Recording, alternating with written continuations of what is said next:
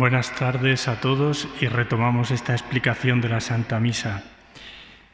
El último día nos quedábamos en la oración que constituye el final del Padre Nuestro y que sirve para engarzar con el siguiente rito, que es el rito de la paz.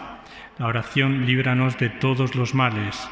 Decíamos que tomaba la última petición y del Padre Nuestro, líbranos de los males, de toda perturbación, del maligno, de Satanás, en definitiva, el autor del mal, para que nos otorgue precisamente la paz. Donde hay paz está el Señor. Donde está el demonio y sus mentiras, no puede haber paz. Por eso suplicamos en esta oración, en este embolismo, la paz del Señor. Y respondemos toda la asamblea con estas palabras: tuyo es el reino, tuyo el poder y la gloria por siempre, Señor. Es una expresión muy antigua que está en una de las primeras plegarias en un documento importante en la liturgia, que es la Didache. La Didache. Bien, con estas palabras reconocemos al Señor, como hemos reconocido en la doxología final, como el dueño y Señor de todo. Tuyo es el poder, tuyo es el reino y la gloria por siempre, Señor. Él es el autor de todo, de Él viene todo y a Él se dirige todo, y así es la Santa Misa.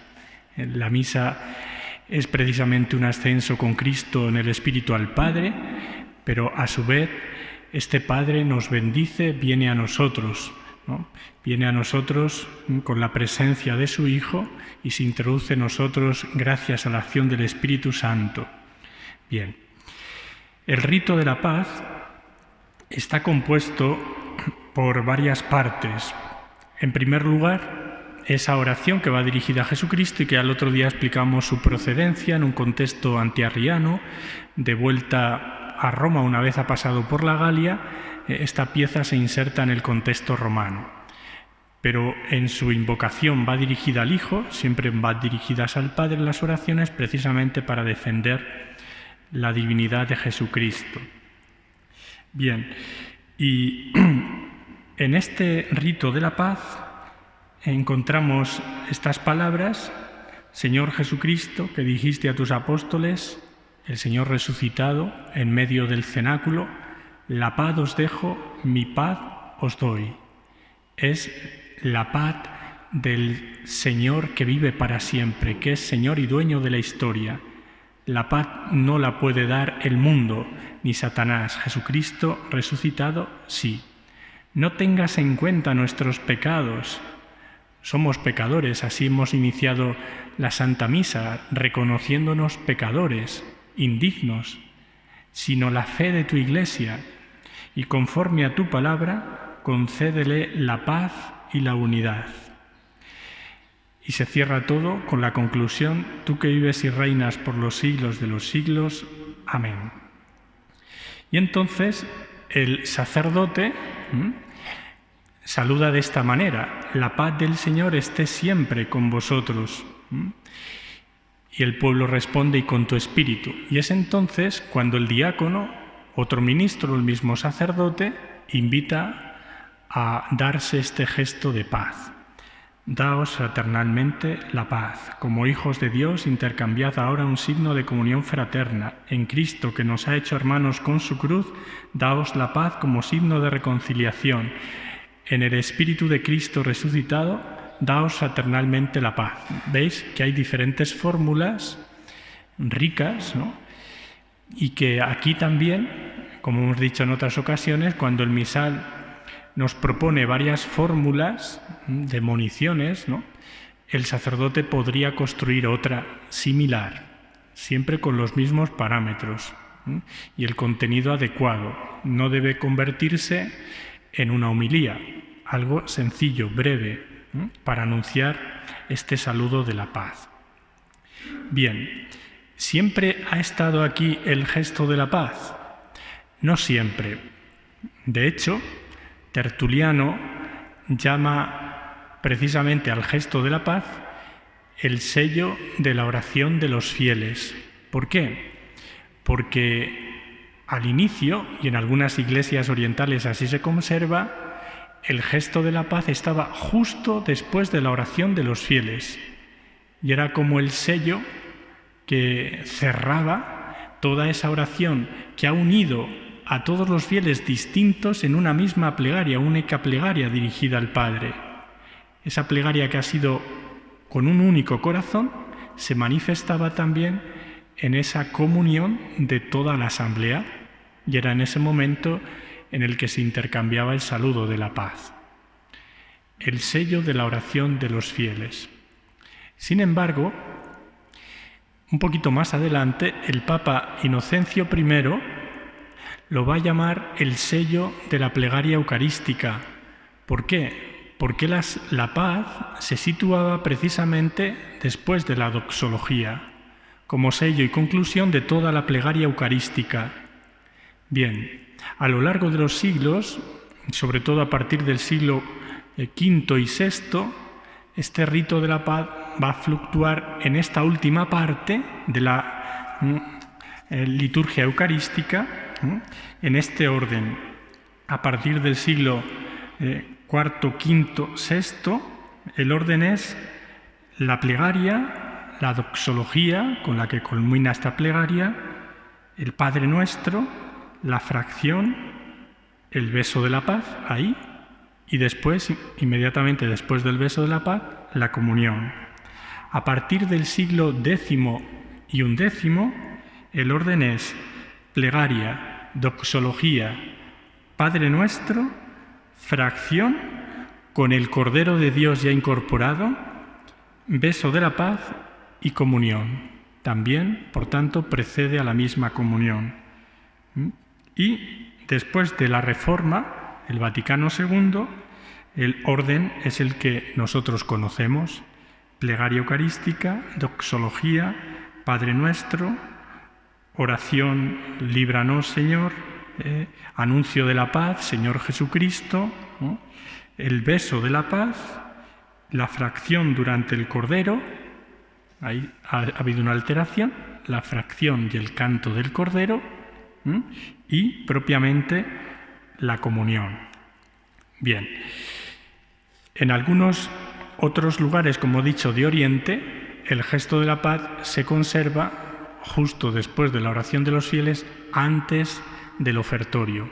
¿Por qué? Porque atiende también, no solo como un sello de la oración de los fieles que decía Tertuliano, sino porque atiende también aquella otra palabra del Señor en el Evangelio que dice: si vas a ofrecer, ¿no?, tus ofrendas al altar y estás enemistado con un hermano tuyo, deja allí mismo tu ofrenda y vuelve a reconciliarte con tu hermano. Y cuando lo hayas hecho, presenta entonces esta ofrenda al altar. Y era por esto por lo que se introducía en este momento de la Eucaristía. Ahora en la Iglesia Occidente, en la Iglesia Latina, lo encontramos aquí, en este momento. ¿Por qué? Porque para unirnos a Dios hemos de estar unidos a nuestros propios hermanos, reconciliados entre nosotros. Nadie puede decir que ama a Dios a quien no ve, si no ama a sus hermanos a quienes ve. Por eso es importante este gesto de la paz. ¿En qué consiste este gesto de la paz? Se llama ósculo de la paz, y al principio fue así: el beso de la paz. Lo encontramos así también en la Escritura. Y al principio era toda la asamblea. Hubo un momento en que se restringió, ¿no?, y que la asamblea misma se dividió porque hubo unos pequeños abusos, y entonces llegó a dividirse. En un lado estaban los hombres, en otro estaban las mujeres. Llegó un momento en que el beso se hizo exclusivo de los ministros, y llega un momento en que aparece en la liturgia el portapaz, que es esa especie de plancheta. Quizá lo hayan visto en algún museo, porque hoy no está en uso. A lo mejor alguna cofradía en la religiosidad popular se utiliza, son imágenes del Señor, de la Virgen, que en el momento de la paz algunos ministros los ofrecían para besar, ¿no? Esa lámina de orfebrería, ¿no? Bien, pero este beso, que así fluctuó a lo largo de los siglos, ¿no? Luego, y hasta el día de hoy, se ha conmutado con un estrechar la mano, con un abrazo, ¿no? O con un beso, si hubiera confianza y procediera, ¿no? En este sentido, la ordenación general indica que cada conferencia establecerá el modo de realizar este gesto. ¿Por qué? Pues porque en algunas culturas puede ser que un gesto particular tenga un significado ofensivo. Entonces, ahí hay que tener cuidado, ¿no? Pero normalmente lo hacemos de esta manera, o estrechando la mano, o un abrazo, o el propio beso. Bien. Decíamos, cuando explicábamos los 3 únicos besos que se han quedado dentro de la celebración eucarística, que este también es un beso cristológico. El primer beso era al altar. Cristo, ¿no?, se hace presente en el altar, es un lugar eminentemente cristológico. El segundo beso era al evangeliario. Cristo se hace presente vivo y resucitado a través de su palabra. Y el tercer y último beso es al hermano, donde Cristo también se hace presente en medio de nosotros. Bien, este rito de la paz es potestativo, se puede o no realizar. De hecho, en el tiempo de la pandemia, por prudencia, hemos prescindido de él, hemos ayunado de él, ¿no? Bien, por tanto, si directamente el sacerdote se salta este gesto, no es que se le haya olvidado, aunque no hubiera pandemia, no es obligatorio, puede no realizarse. Pero bueno, es hermoso porque la liturgia lo ha recuperado y tiene este sentido profundo, ¿no?, de comunión con los hermanos cuando vamos a entrar en comunión con el Señor vivo y resucitado a través de la Eucaristía que nos disponemos a masticar. Bien, el gesto de la paz, por último, es un signo y por tanto solo se da al que está a nuestra derecha y a nuestra izquierda. No me vuelvo para atrás, para adelante, todo mi bancal, saludo a todos, qué simpático, ¿no? O me muevo de banco, o si han venido mis nietos que están al fondo, vienen corriendo a saludarme, tal, o voy yo al último banco. Bueno, no vamos a hacer una descripción gráfica. Únicamente, si procedería, si yo estoy enemistado con una persona de la parroquia, mi familia, y ambos hemos venido a misa, pues únicamente procedería, si yo estoy en los bancos primeros y él se encuentra en los últimos, pues te puedes cruzar toda la iglesia para darte la paz y reconciliarte. Eso es lo que tenemos que hacer. Pero lo demás no. ¿Por qué? Porque es un signo, y como signo, pues lo damos al de la derecha y al de la izquierda. También para asegurar este momento privilegiado que tiene que ser de oración, de silencio, para el encuentro más importante con nuestro Señor, ¿no? Por eso, a veces, en el ámbito de las primeras comuniones, ¿no?, que los niños, pues se les invita a veces, ahora vais a dar la paz a vuestros padres, pues hemos de evitar todo eso, porque la Eucaristía se dirige al vértice, al momento más importante, donde Dios desciende a nosotros, y hemos de procurar guardar esa atmósfera de silencio y de recogimiento. Bien, y llega el momento, dentro del rito de la paz, de la fractio panis, la fracción del pan. Es un gesto muy antiguo, un gesto que procede precisamente del contexto judío y particularmente de la cena pascual, ¿no? El padre de familia, sabemos que se reunía con los comensales y llegado un momento bendecía a Dios por el pan, lo partía y lo repartía entre todos los comensales, entre toda la familia. Este mismo gesto lo realizó Jesús. Bendijo y dio gracias a Dios, su Padre, por el pan. Lo partió y lo repartió con unas palabras muy precisas. tomad y comed todos de él, porque esto es mi cuerpo que se entrega por vosotros, ¿no? Este es el significado de la fractio panis, de la fracción del pan, ¿no?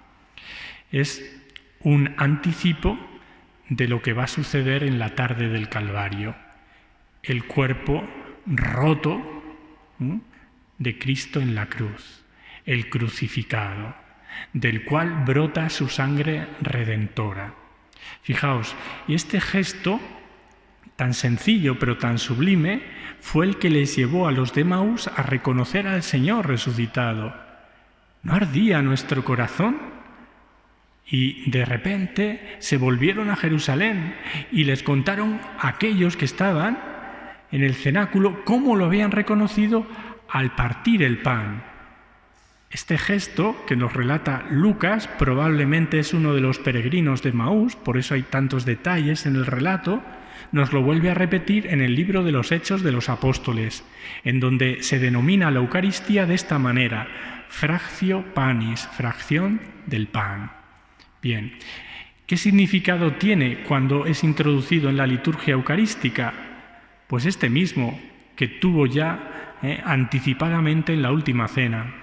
Es un gesto eminentemente sacrificial, que está precisamente proclamando lo que acaba de actualizarse en el altar: la muerte redentora del Señor. El único sacrificio que tuvo una vez lugar en el Calvario se acaba de actualizar. Este cuerpo que se ha roto es el mismo que se rompió en la cruz, pero no se vuelve a romper. Cristo no vuelve a derramar su sangre, es un sacrificio incruento. Lo único que se rompen son los accidentes, no se rompe de nuevo el cuerpo del Señor. Bien, y este cuerpo que se rompe puede ser partido en muchísimos trozos. De hecho, al principio en la cristiandad primera, lo que se hacía era consagrar panes grandes y hacer pequeños pedacitos, repartirlos de un único pan.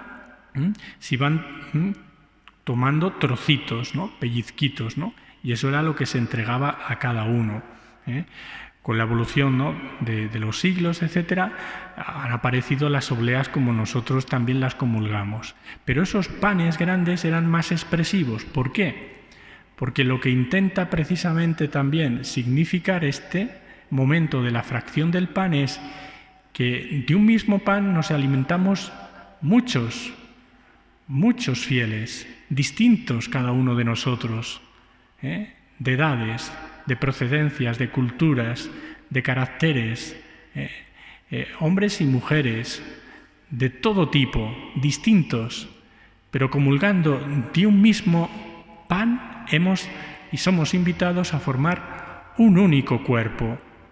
Es por eso que es más expresivo tomar de la misma hogaza, del mismo pan, e ir haciendo esos trocitos. Por eso, a partir del siglo X, cuando se va a introducir el Cordero de Dios, este cántico que acompaña a la fractio panis podría prolongarse no solo 3 veces, que conocemos este canto, ¿no? Cordero de Dios, quitas el pecado del mundo, ten piedad de nosotros. Lo vuelve a repetir. Y la tercera dice, danos la paz. Este canto solía prolongarse tanto cuanto duraba la fractio panis.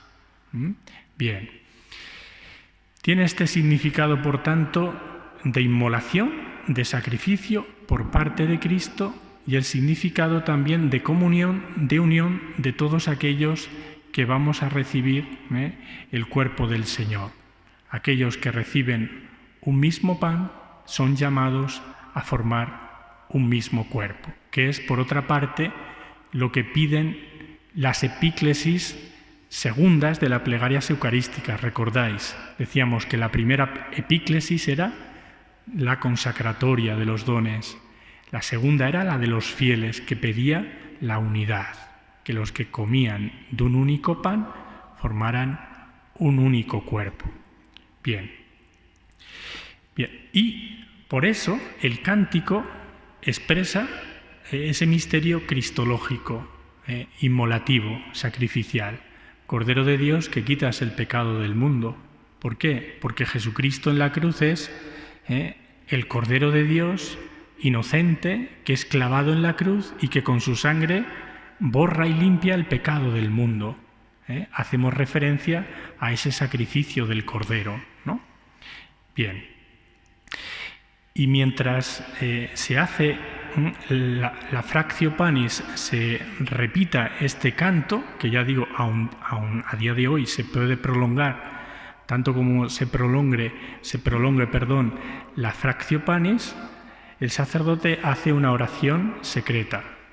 Hago aquí un paréntesis porque en esta Fractio Panis, ¿cómo no hacer mención a la fracción del rito hispano-mozárabe, que va a partir la forma, al principio era en 7 pedazos y luego en 9, y lo que va a hacer es ir recordando las escenas de la vida de Cristo, desde el anuncio hasta el reino, que es la última partícula que se va a añadir, ¿no? Pasando por la infancia, por la pasión y por los misterios de gloria. Bien, ¿qué significado tiene ese gesto tan particular en la liturgia hispano-mozárabe y que existe también en otras liturgias orientales? Bueno, pues es un gesto que nos hace entender cómo toda la vida de Cristo apuntaba al misterio pascual. Es lo que viene a decir el Catecismo de la Iglesia Católica. Toda la vida de Cristo apunta a el Calvario y a la mañana de la resurrección. Es así, todos los misterios de la vida de Cristo, desde la Anunciación, la infancia, la vida oculta, la vida pública, el ministerio público, muerte, pasión, muerte, resurrección, gloria, apunta a este momento, ¿no? Fijaos, y en la Eucaristía se actualiza toda la vida de Cristo. Es lo que hacemos a lo largo del año litúrgico. En virtud del Espíritu derramado, nosotros nos hacemos contemporáneos a todos los misterios de la vida del Señor. Todo se actualiza gracias al misterio pascual que se hace presente en cada celebración eucarística.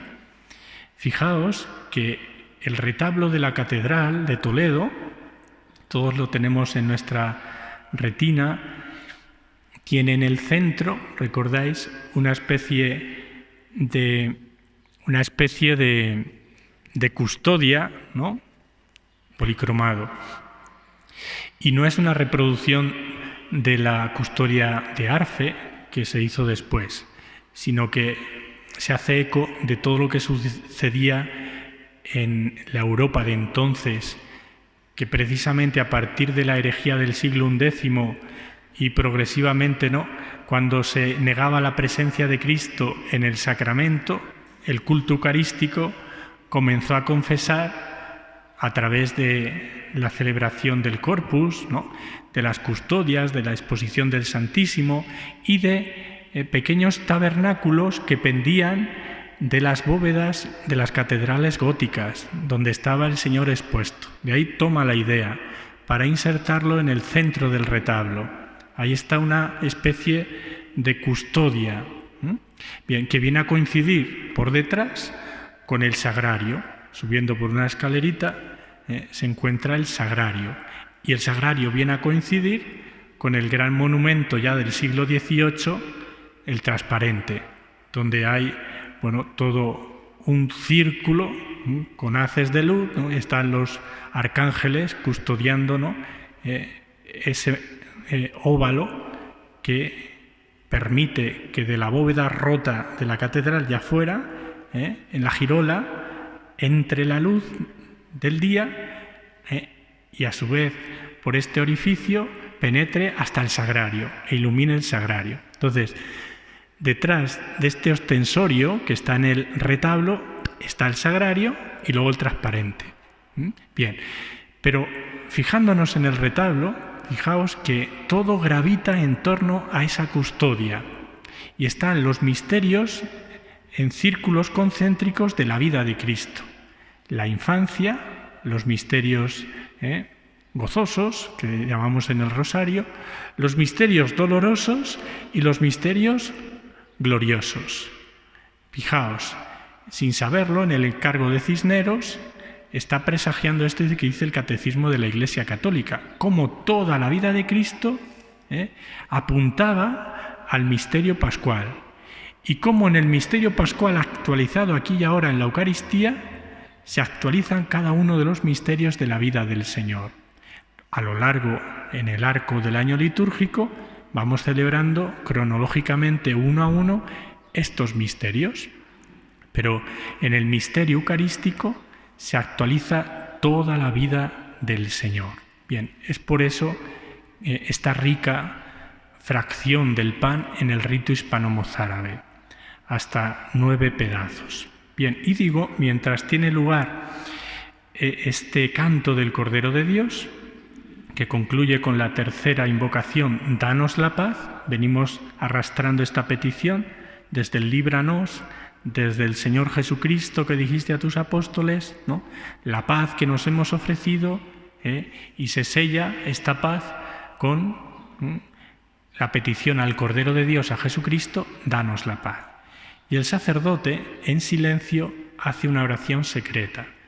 Ya revelamos la oración secreta en el momento del Evangelio, en el momento del ofertorio y ahora, esta tercera. ¿Y qué dice el sacerdote? Son palabras preciosas, ¿no? Que ayudan al sacerdote a unirse al Señor, a quien va a recibir, con quien se va a hacer uno y a quien va a distribuir a sus hermanos. Dice así: Señor Jesucristo, Hijo de Dios vivo, que por voluntad del Padre, cooperando el Espíritu Santo, diste con tu muerte la vida al mundo. Líbrame por la recepción de tu cuerpo y de tu sangre de todas mis culpas y de todo mal. Concédeme cumplir siempre tus mandamientos y jamás permitas que me separe de ti. Fijaos qué hermosas palabras las finales. Y jamás permitas que me separe de ti. Bien. En la invocación, Señor Jesucristo, Hijo del Dios vivo, habla del misterio de la salvación, ¿no? Hijo del Dios vivo, que por voluntad del Padre, con el Espíritu Santo, diste con tu muerte la vida al mundo. Lo que acabamos de hacer, estamos haciendo en la fracción del pan y lo estamos cantando en el Cordero de Dios. Líbrame ahora, por la recepción de tu cuerpo y de tu sangre, de todas mis culpas y de todo mal. ¿Por qué? Porque uno de los efectos precisamente de la Eucaristía, no el primero, porque no es la gracia de la Eucaristía, el perdón de los pecados, es el sacramento de la penitencia. Pero lo que hace la Eucaristía es aumentar la gracia en nosotros. ¿Y qué hace? Pues perdona nuestros pecados veniales y nos previene de caer en los mortales, ¿no? Esa petición, líbrame por tu cuerpo y sangre de todas mis culpas y de todo mal. Es lo que hace el Señor cuando entra en nosotros. Nos limpia de toda mancha, todo el polvo que se nos va pegando del camino, y lo que hace es prevenirnos, ¿no?, de caer en el pecado mortal.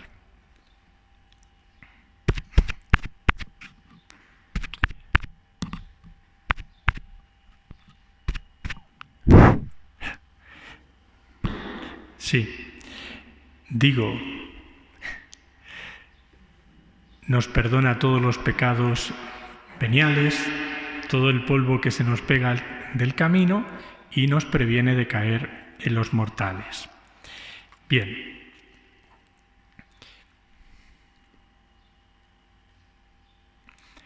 Y llega el momento en que el sacerdote, después del Cordero de Dios, ha hecho esa oración y hace genuflexión en ese momento.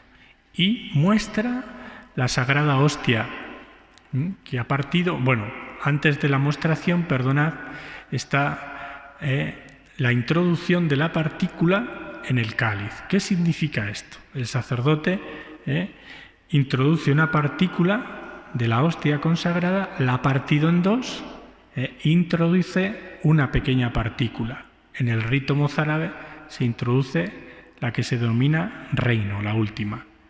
¿Qué significado tiene? Bueno, el primer significado es cristológico, es la unidad del cuerpo y de la sangre del Señor. Esto fue una controversia, ¿no?, en el siglo XIV, ¿no?, y también luego en el siglo XVI con los protestantes. Primero Hus, ¿no?, que el concilio de Constanza condena esta herejía, es decir, reivindicaba que los fieles comulgaran bajo las dos especies, porque si solo comulgaban bajo la especie de pan, no estaban comulgando a Cristo entero y estaban privando a los fieles de gracias que el Señor quería dispensar. La Iglesia entonces en el Concilio de Constanza dice que independientemente que se comulgue bajo una especie u otra, se comulga a Cristo entero. Lo mismo va a decir Trento respondiendo a los reformadores, que exigían la comunión bajo las dos especies por estos mismos motivos, ¿no? Bien, en este sentido, cuando el sacerdote introduce el cuerpo del Señor junto a la sangre, expresa esto, la unidad, ¿no?, que hay entre el cuerpo y la sangre del Señor. Es el mismo cuerpo del que brotó la sangre redentora del Señor Jesús por nosotros. Bien, y la segunda es eclesiológica. ¿Por qué? Pues porque es muy antiguo este gesto. Le llamaban el fermentum. Los presbíteros en la ciudad de Roma, en la mañana, participaban con el Papa en la misa en la que concelebraban.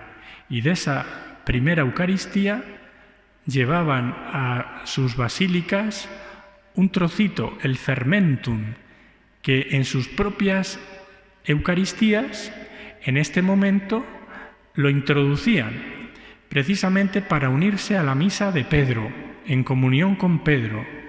Todos los obispos en comunión con los presbíteros, en comunión con Pedro, con la cabeza. Bien, así sucedió también en otras iglesias, el obispo con sus presbíteros. Es un modo de mostrar la comunión de la Iglesia, ¿no?, de el obispo con sus colaboradores inmediatos, los presbíteros.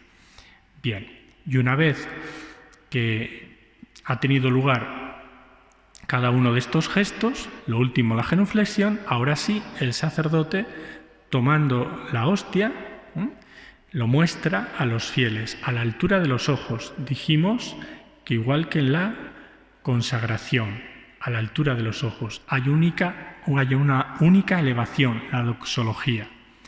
Y dice estas palabras, que son las de Juan el Bautista en el Jordán, cuando señaló a Jesús que venía hacia ellos, a sus propios discípulos. El sacerdote dice, la patena o el cáliz debajo. En la última ordenación se permite también el cáliz debajo. Siempre tiene que poner la patena o el cáliz. Este es el Cordero de Dios que quita el pecado del mundo. Dichosos los invitados a la cena del Señor. Fijaos, son las mismas palabras del Bautista porque expresa muy bien lo que tiene que ser la vida del sacerdote. El sacerdote es otro Juan el Bautista, que tiene que mostrar a los fieles al Cordero de Dios y pasar a un segundo plano. Eso es lo que va a hacer el sacerdote, lo que hace cuando distribuye el cuerpo del Señor. Entrega al Señor y deja a cada fiel en contacto con Dios y Él desaparece. Es un gesto muy sencillo, pero que revela la gran humildad que tenemos que tener los sacerdotes, y no solo en este momento de la Eucaristía, sino en todo lo que hacemos, en toda nuestra pastoral, ¿no? Pues ofrecer al Señor, no firmar y desaparecer. Eso es lo más importante de un sacerdote, ¿no? El protagonista es el Señor, no somos nosotros, ¿no? No aplauden al borrico, sino que aplauden al que va en el borrico, que es el Señor, ¿no? Dichosos los invitados a la cena del Señor. En el original latín pone a la cena del Cordero, pero esto no se ha revisado y conserva a la cena del Señor. Pero Sería a la cena del Cordero, ¿no? A la cena del Cordero. Bien, ¿y qué respondemos la asamblea? Señor, no soy digno de que entres en mi casa, pero una palabra tuya bastará para sanarme. Son las mismas palabras del funcionario que tenía un enfermo en casa y le dijo al Señor, dilo tú con una palabra, porque yo tengo a mis órdenes soldados y le digo a este, ven, y viene, a este, haz esto y lo hace, ¿no? Y dijo, no he encontrado tanta fe, ¿no?, en Israel, que se cumpla. Y a la misma hora en que el Señor lo dijo, comprobó que el criado estaba curado.